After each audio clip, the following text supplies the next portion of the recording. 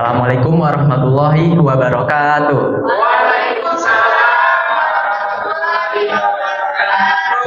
Selamat sore Coach Edi, Coach Novi, dan juga selamat sore teman-teman semua yang ada di sini. Di sini saya akan menyampaikan atau mempresentasikan mengenai tema tentang arsitektur untuk disabilitas. Oke, baik, sebelumnya perkenalan diri terlebih dahulu ya. Jadi nama saya Hisyam Arifandi, saya asal dari Karawang. Saya berprofesi saat ini sebagai mahasiswa S1 Arsitektur di Universitas 11 Maret.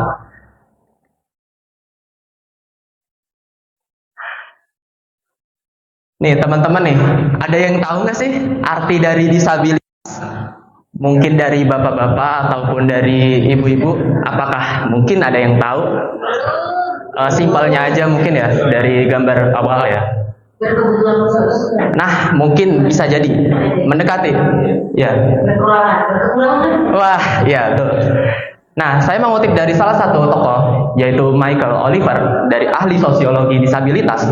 Beliau mengatakan bahwa disabilitas adalah hasil dari cara masyarakat mengorganisasi kehidupan sosial yang tidak mengakomodasi keberagaman, kondisi fisik, dan juga mental individu. Jadi yang saya tangkap di sini, beliau mengatakan bahwasanya seperti contohnya nih ya, ketika orang menggunakan kursi roda itu bukan keterbatasan fisik pada kakinya ataupun kursi rodanya, akan tetapi keterbatasan fisik dari fasilitas umum yang diberikan oleh pemerintahnya. Seperti itu. Kemudian latar belakangnya dari yang saya ambil, menurut data tahun 2023 dari Kementerian Kesehatan serta Koordinator Bidang Pembangunan Manusia dan Kebudayaan Republik Indonesia, jumlah penyandang di Indonesia itu mencapai 22,8 juta atau 22,97 juta jiwa atau sekitar 8,5% dari jumlah penduduk Indonesia.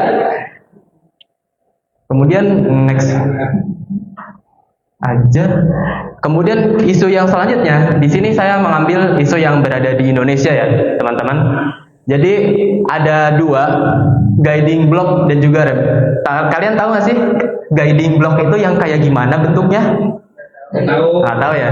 Jadi guiding block itu yang biasa kalian lihat di stasiun ataupun di trotoar ya. Biasanya kita melihat di sana terdapat blok-blok yang berwarna kuning. Nah, itu tuh ternyata bukan sebagai hiasan doang, tapi juga sebagai pembantu bagi para disabilitas yang menggunakan tongkat ya, yang tidak bisa melihat, membantu mereka dalam berjalan di area tersebut. Khususnya di fasilitas umum ya, biasanya terdapat seperti itu. Kemudian yang kedua itu ada rem atau tanjakan yang biasanya kita lihat nih di stasiun-stasiun ya. Tapi beberapa stasiun di Indonesia itu masih kekurangan ya rem, seperti pada stasiun Kelari yang berada di dekat rumah saya itu masih kurang rem atau kurang ada dataran tinggi lah. Kita sebagai orang yang tidak non disabilitas itu kita saja kesusahan loh untuk naik ke kereta, butuh bantuan dengan tangga ya, apalagi orang yang disabilitas, orang yang menggunakan kursi roda itu pasti lebih kesulitan. Oke. Kemudian kenapa sih aksesibilitas umum di Indonesia ini masih terbatas di berbagai tempat, dan bagaimana strategi atau caranya untuk mewujudkan fasilitas umum yang memadai bagi penyandang disabilitas? Kemudian tujuannya itu mengidentifikasi permasalahan aksesibilitas yang dialami oleh penyandang disabilitas di fasilitas umum. Kemudian memberikan rekomendasi perbaikan fasilitas umum supaya bisa sesuai dengan standar aksesibilitas. Kemudian manfaatnya di sini ada dua ya teman-teman. Ada manfaat praktis dan juga manfaat sosial. Yang pertama manfaat praktis yaitu memberikan masukan kepada para pemerintah, yaitu memberikan masukan kepada para pihak pengelola fasilitas umum ataupun mungkin pemerintah ya, arsitek ataupun kontraktor untuk menciptakan ruang yang ramah bagi para disabilitas. Kemudian manfaat sosial itu meningkatkan kesadaran masyarakat semuanya mengenai pentingnya kesetaraan akses bagi semua kelompok termasuk penyandang disabilitas. Kemudian kesimpulannya, aksesibilitas ini disabilitas di fasilitas umum masih menghadapi banyak sekali kendala ya, mulai dari kekurangan rem, kekurangan guiding block, kemudian masih minim sekali masyarakat yang mengetahui pentingnya ramah akan disabilitas. Padahal sudah dijelaskan dalam undang-undang di Indonesia bahwasanya disabilitas itu dijamin ya. Kemudian penting sekali bagi kita untuk melihat bahwasanya disabilitas ini bukan hambatan pribadi, melainkan hambatan atau tanggung jawab bersama ya, untuk menciptakan ruang yang adil dan juga inklusif. Saran dari saya itu melibatkan penyandang disabilitas ketika sedang membangun supaya bisa berpartisipasi aktif dan juga nyata. Kemudian edukasi publik mengenai hak penyandang disabilitas perlu ditingkatkan supaya tercipta lingkungan sosial yang mendukung ramah. Kemudian mungkin dari bapak-bapak atau ibu-ibu sekalian ada pertanyaan terkait tema ini? Mungkin dari Coach Novi dan juga Pak Edi. Oh iya. Bagaimana tanggapan tadi green block ya? Iya. Tanggapannya kita kadang melihat ya pada saat ada yang listrik itu gimana gitu? Kadang-kadang ada yang seperti itu. Maksudnya di jalur guiding blocks itu ada tiang listrik, padahal itu adalah panduan buat dia jalan, bisa tabrak gitu kan maksudnya. Jadi menurut saya pemerintah tersebut masih kurang ramah pada penyandang disabilitas, masih kurang terlihat atau penyandang disabilitas ini masih dianggap remeh di negara ini.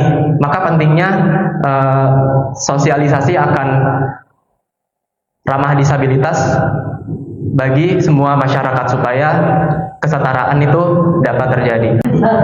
Baik, sekian, terima kasih presentasi dari saya. Saya akan tutup dengan satu pantun ya. Jadi mohon semuanya jawab cakep ya. Jalan-jalan ke kota tua, melihat pameran aneka rupa. Presentasi saya sudahi di ujung cerita. Terima kasih kelas tutur kata. Oke, saya mau komentari seorang calon arsitek, masih calon arsitek ya. Di situ memang dia terlihat runut, terus dia mau menjelaskan pada saat tekstilnya ini banyak, Mas Isam ini berusaha menerangkan poin-poin pentingnya apa dengan cara di blok ya, ditebalkan. Jadi orang yang akan teringat adalah tujuan dari ini tadi itu, ya mengidentifikasi permasalahannya, terus juga memberikan rekomendasi itu. Nah, itu kan memang poin yang mau disampaikan sebenarnya, karena hal-hal itu ya, mungkin ini sebagai catatan teman-teman juga. Ada beberapa poin-poin itu yang akan ditekankan. Ini manfaat praktisnya itu memberikan masukan. Nah, manfaat sosialnya apa? Meningkatkan kesadaran masyarakat gitu. Orang akan fokus di situ. Gitu maksudnya. Gimana perasaannya Mas Isyam sebelum dan setelah maju? Coba. Perasaan saya pengen presentasi ulang lagi sih. Karena apa yang disadari kurang? Karena saya setelah presentasi cukup lama, saya kadang nggak bisa ngontrol. Contohnya kayak itu saya di awal saya bisa ngontrol, tapi ketika di pertengahan saya kadang lebih fokus sama materinya, sehingga nah seperti ini. Dan di terakhir itu baru smiling voice-nya dipakai, bener nggak? Enggak nggak sih, dari tadi tuh dia nggak senyum, tegang.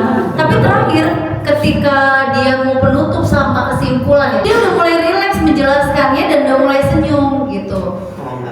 Akhirnya iya benar, smiling voice-nya catat kurang, tapi terakhir apalagi pas bacain pantun nih dia kayak gitu kan, seneng banget kayak udah selesai gitu kan. Dan intonasi selama kamu dari awal sampai sebelum pantun minim banget. Gini loh, dia menyadari dan dia memperbaiki gitu. Suara kamu tuh powerful loh. Kamu punya kekuatan suara bagus, tapi sayang kurang ekspresi aja, mungkin tegang dan jam terbang sih.